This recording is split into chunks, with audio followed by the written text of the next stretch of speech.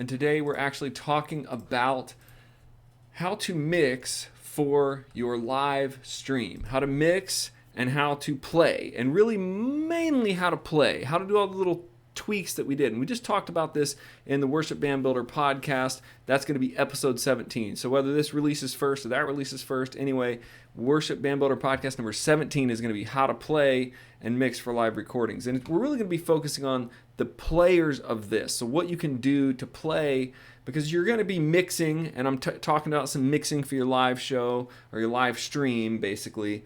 But then the players make a big difference. Okay, what they're playing, how they're playing. And so as a sound guy, as a producer, I've been going up to the band like, hey, can you play a little softer on this? Hey, can you, play a little louder on the drums? Hit your bass drum a little harder. Things like that, that make a difference in the live stream.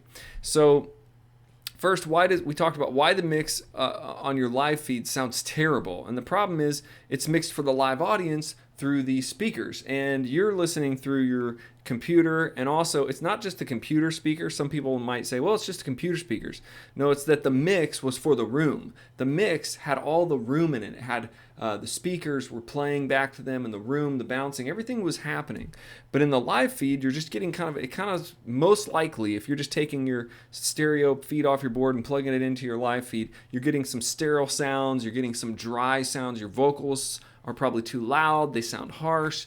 So why the vocals sound but basically to fix that, you need to set it up to where you actually are mixing for the live feed. And I have my little drawing program here, and I want to give you just a little overview of that before we go on. So setting up for the live feed. So basically, let's say that you have your band here on stage, and I'm going to try to draw your band, and your worship leader, he's a pretty happy guy, and he's playing his guitar, and he's singing all that. Okay, you have your speakers, and your speakers are pumping this audio out that you're mixing to the people in the audience. So these are your people in the audience, like, woo, yeah, it's great, sounds great.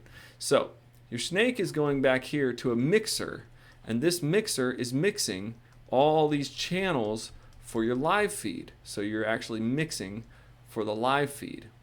Now what has to happen next is really then you have your computer over here where people are listening. So they're listening to you talk on your computer, and you have some people are just taking their stereo out of their board and they're running it over here to the computer like ding ding, that's it. So whatever mix you're getting here, you're also getting here. Does that make sense? So that's how that would be the easiest way to go. And I think that as we moved into our live stream, that's how we did it. And this I'm making this pre us doing that. So we aren't set up quite ready for this setup that I'm going to tell you about, but we're working towards it at our church right now, and I'm kind of like trying to lead that charge to get a secondary line out of our mixed board. Okay, so basically it would actually be like this if you took all your mics and everything and you went into a second board. This is another way that you can do it. So now you have your second board mixing for the computer. So now you have two sound mixers, a guy mixing for your live feed and a guy mixing for your computer feed. So that's how that would go.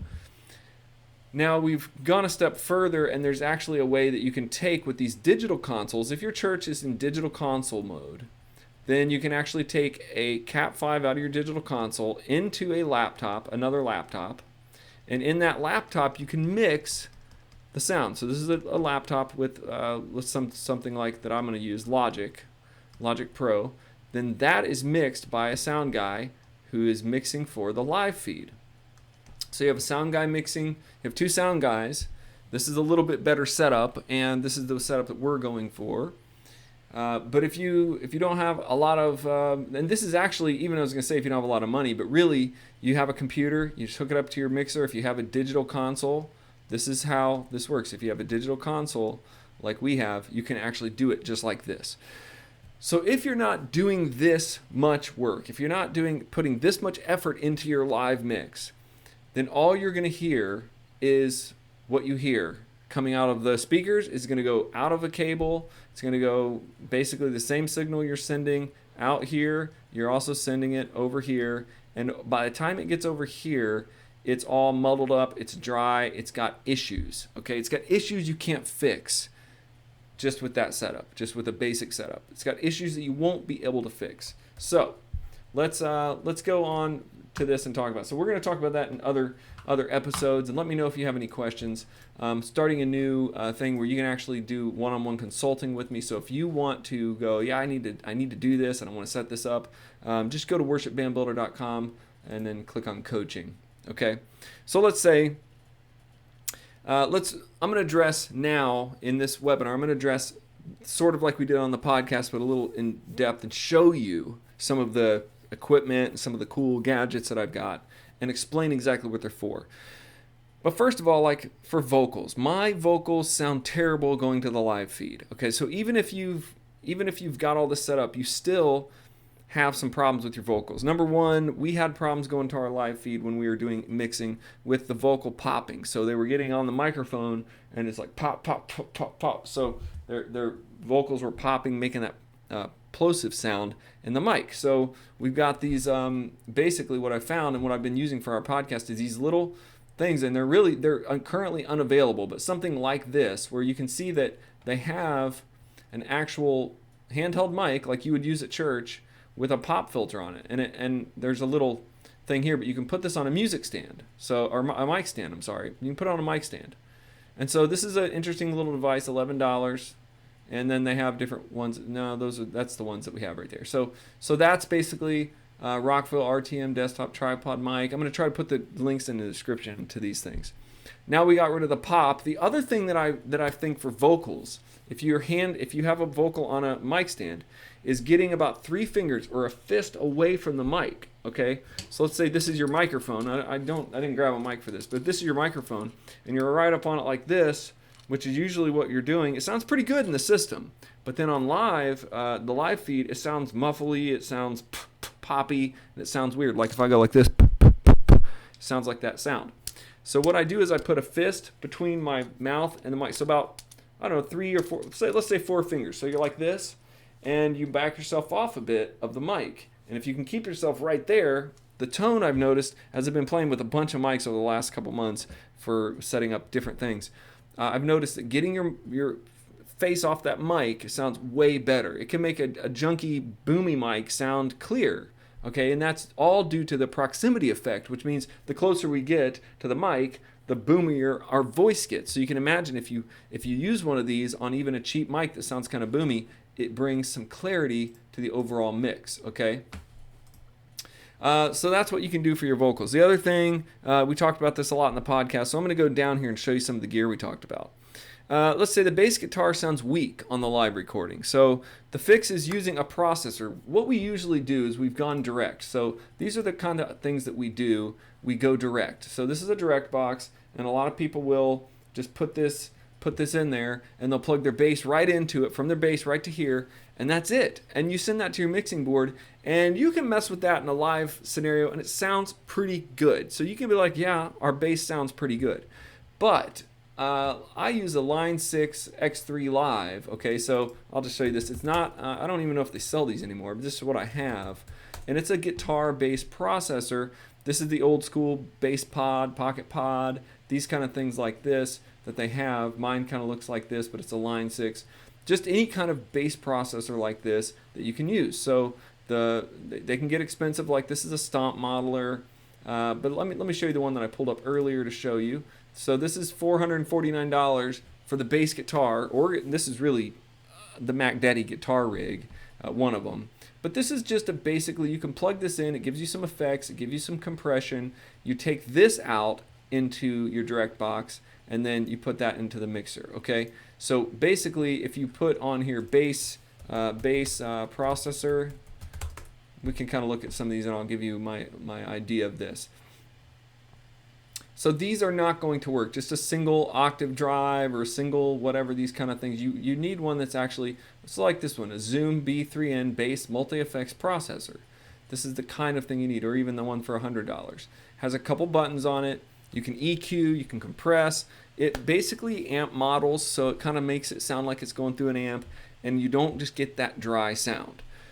So that's my first thing with bass stuff. You spend $199 or $199 or something like that, and then you can do that. So bass, let's see, I said use a bass tube amp, preamp, something like this. That might be the wrong thing to type in here actually. So now we have, these are bass heads, which are much more expensive. So you just, if you want to do that, that's not really what I meant. Bass tube processor. So you can kind of type around and see what I'm telling you is you need to buy basically a bass multi-effects processor. $89. This, even though it's cheap, would increase your bass tone 100 times from just plugging your bass direct into a little direct box. So you've got your little direct box and you plug it in. Sounds like really flat and junky. Okay. Let me tell you one other thing that you can do for making your live mix sound really good. And I'll go back over here to this. Now say we have all of these things, and then I'm going to get to the other instruments. We have all these things working out. What I like to do is somewhere in the room, I will put a big mic stand, and I will put a big, large diaphragm condenser mic on the mic stand, pointing it that way, and running it into the board, okay? Now this is what I would call a room mic, okay? Room mic. This will, you can mix this in to just either your in-ears or your computer feed. You do not mix this into the main feed. Do not mix a room mic into the main feed. You basically route it to where that it goes to your Logic, or it goes straight over into your auxiliary mix of this, okay? And so that is, let me delete all this because it's getting kind of dirty. The other cheap way you can do this, if you have a mixing board, you have aux mixes across the top. So you can send an aux mix, which is really cheap, no extra stuff, over to your computer feed, which is where your Facebook Live is. So you can do that, and if you do that, you can send your room mic that's sitting back here.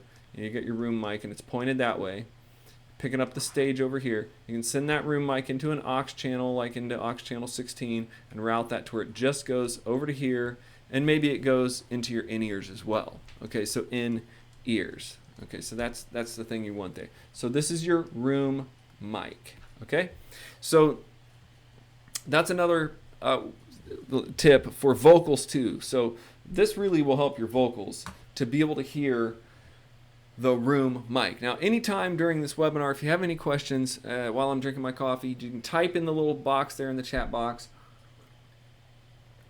and I will get your email. And if you feel overwhelmed by this and think, man, I need more help with this, go ahead and go to worshipthebandbuilder.com, worshipbandbuilder.com, and then click on coaching. So we went through this one by one in the podcast, like the exact stuff to do. But what I want to do is I want to show you best budget vocal mics. And because we're talking about vocals still. Live recording mic. Okay, so we use these Audix OM5s.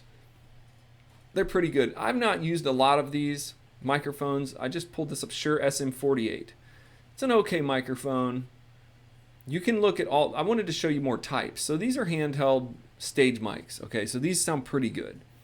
Okay, they sound pretty good. These are more like studio mics, these large diaphragm condensers. You can't use these on stage because they'll pick up the whole thing. This would be more of the mic you would use for that room mic, like I told you, or the Rode NT1A. Inexpensive. You could put a couple of those on your room. You could put one on the left and one on the right side, midway back or right at the top by your sound booth, and just turn them on. They pick up everything. If you've got change in your pocket and you're standing near one, it'll pick up the jingle of that's what these are. So these microphones here, which I'll do a whole nother podcast on this, these microphones reject sound from the sides. They just pick up your voice, and so that's why they're great for stage. If you put one of these microphones in one of these little things right here, they sound so good, like they're way better. I know it looks a little bit goofy and you have to have it stationary, but you're doing this for the mix. You're saying, if I put this on here, it's gonna sound like 10 times better in the mix. Okay, so cheap mic, cheap little Audix ISO, and you got it there. The best mic, basically the Shure SM58. While I'm talking about mics, I will make a whole podcast about that. But these mics are $100 a piece. You cannot go wrong with these mics. If you're looking for cheap mics, these are the mics. They're inexpensive. You can buy cheap like $20 mics on Amazon. They're okay, but I would at least go with this. And then you can. One of the girls at our church has a Beta SM58. I believe she has a Beta 8. A little bit more expensive, a little bit nicer. I like it. Okay. Emily, Beta 57A, I believe, is what she has. A little nicer. Oh, no, it's a Beta 87A. Sorry, Beta 87A, even a little nicer, but that's a good sounding mic, especially on a female, a lyric voice. Really doesn't do great on my baritone voice, but man, it's got some clarity to it. I like, my mic is a Heil PR35, I believe, or P35. One of the best mics ever, especially for like a guy's voice. And a P35, there it is. Oh, that's beautiful. I love this microphone, PR35. Now this mic's a couple $100, $200 and $300. So yeah, for a couple $300, you can get yourself a really good stage mic, and then you can work on using it. A lot of them are supposed to have pop filters, but they don't always do that. So like in the podcast, we talked about the acoustic guitar. So some of the things like don't play so hard, don't do all that. That's all very, very important. Again, you can do acoustic guitar. If you wanted to get fancy, multi effects, see if it'll show me something. You could get some kind of simple Soulmate acoustic. This thing right here has got delay, reverb, EQ, a tuner. Oh my goodness. I've never used this, but this is the kind of thing that you want to lay on the floor. Plug your guitar into this first, then to the board. If you go just straight direct out of your acoustic into the board, it sounds flat, and that's what we're trying to get rid of, okay? The flatness. Let's see. When I said play the drums, play with dynamics. We got the bass. The keyboard we talked about, going with the keyboard. What I like to do with the keyboards is just don't change the volume all over. So I did talk about some of that in the podcast. Okay, electric guitar. Okay, electric guitar. Electric guitar, and I have videos on my pedal board. Now, I built a pedal board for around $700-ish. It wasn't super cheap, but it was nowhere near expensive. So if you go online and you type in like worship guitar, pedal boards, I mean, you're going to get all of these guys, worship pedal board under $300, 18 best worship guitar pedals. You know, there's tons of resources, but I'll tell you, you just need a little bit of, if you're going through an amp, you can go through an amp. So I'll show you the two different ways you can set that up, overview, but realize I have this on my website. I have my whole pedal board on my YouTube channel. So let's go ahead and delete all that, and I'll show you the two different setups for an electric guitar. These are very, very important, like extremely important.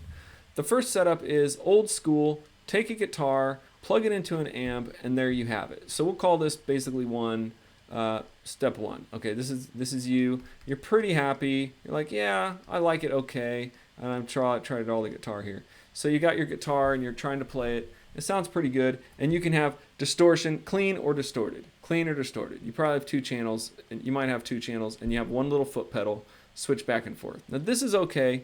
And that was not supposed to be an XX. That was like part of the speaker.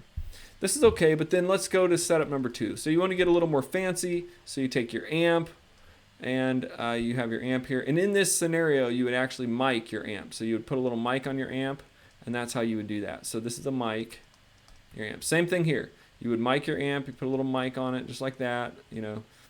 And you would go from your amp to a pedal board. Now your pedal board is going to have all these pedals on it, okay? These different pedals, and that is number 2. This is what I use in my worship thing, guitar pedal board. Okay, and then you use a mic going back to your soundboard. Perfect to do. I can go through all the pedals you have, but really you just need an overdrive. So you need like a drive pedal, which makes it crunchy. You need, I think, a verb pedal. And, you know, those two things alone could get you really far, because you'd have clean, you'd have driven, you'd have verb.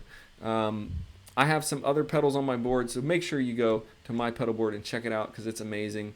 I have some expression, some different things. But the other way you could do this, and a lot of guys are doing this now, is the amp is no longer there. Okay, so because we're all on in-ears, let's say the amp is gone. You buy a multi-effects pedal. It's got a little computer in it. It's got everything in it. And then you're down here with your guitar, and you're like, ooh, yummy. I can make all these sounds, and you send them right past the amp. There's no amp there, to the soundboard, and it's called direct. And this is an effects pedal, okay? So this is just an effects, a multi-effects.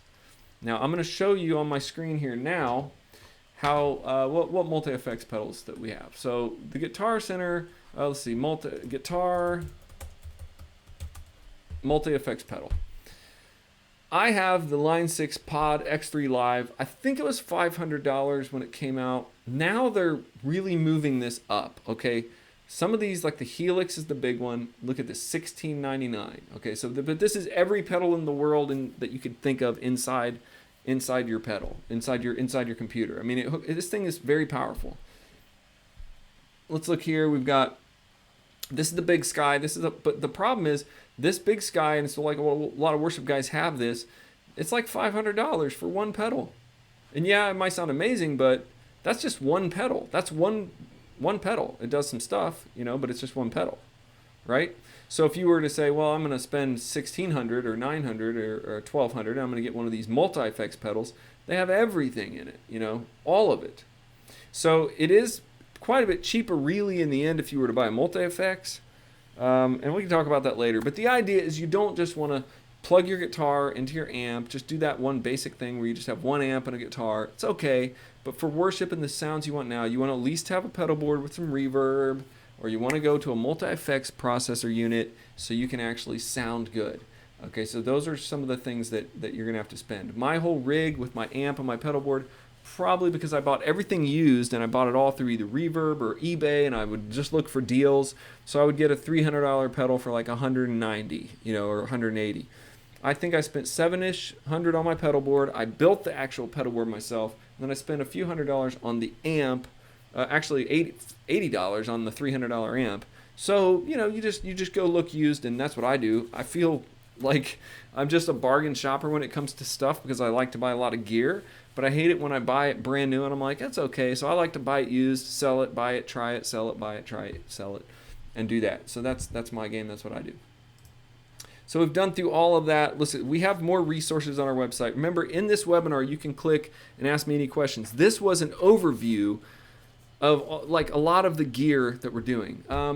One last thing I'll say for your drums. I will do one more if we do a drum. So if you have live drums, and I'll do all of these, if you want me to, I'll do all of these very specific webinars for each instrument, talking about how I set them up and everything like that. Drum shield.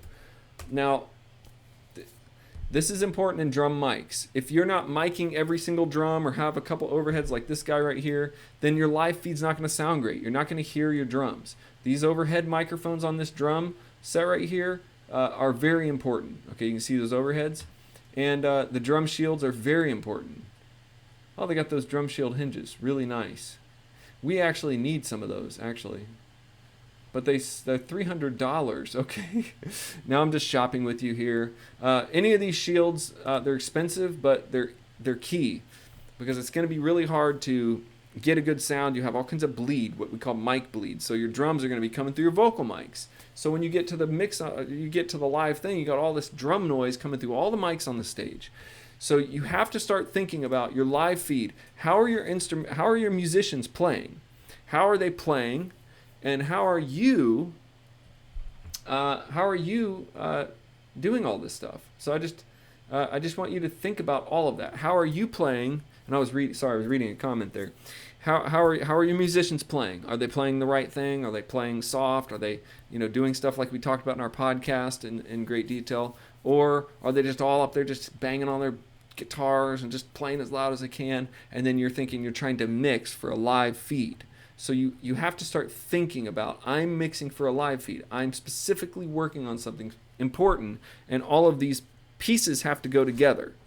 So the resources we have are worshipbandbuilder.com/Wednesday webinar. So any of our webinars, you can go right here to webinars, and you can go down here and you can do playbacks of the webinars. This one will be on here as well after it debuts.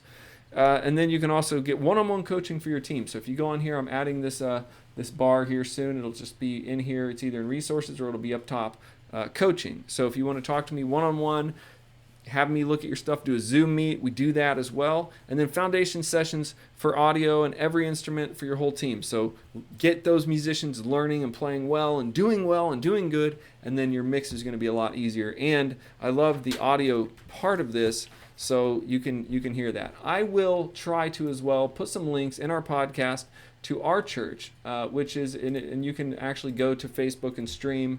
You can go to Facebook and go to the church at Spring Hill, and I'll put a link in that description because I was mixing their live feed straight through the mixer, straight to the thing when we first started doing this. And so, guys, God bless. Let me know if you have any questions. Put down in the comments. I'd love to really talk to you and get more involved in talking to you about what's happening as you're trying to take what's on stage, run it through the speakers, and then run it to the live feed. God bless you guys. I'll see you on the flip side.